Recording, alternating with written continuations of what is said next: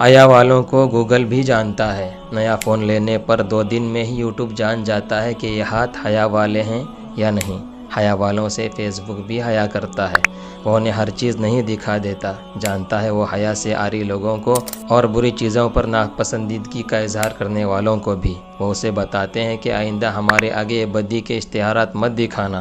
وہ انہیں خود حیا والوں سے ملواتا ہے، ان کے ساتھ جڑواتا ہے۔ یقین نہ آئے تو آزما کر دیکھ لیں۔ اور حیا والوں کی خاموشی بھی صدا بن جاتی ہے۔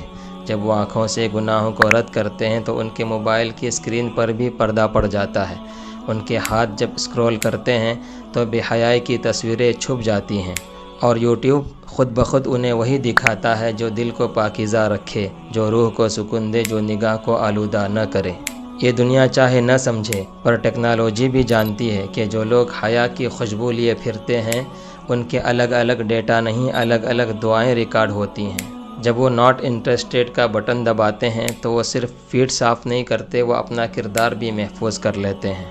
اور پھر کبھی کبھار انہی کے جیسے کسی اور حیادار کو سجیشن میں دکھا کر انہیں جڑنے کا ایک مقدس موقع دیتا ہے۔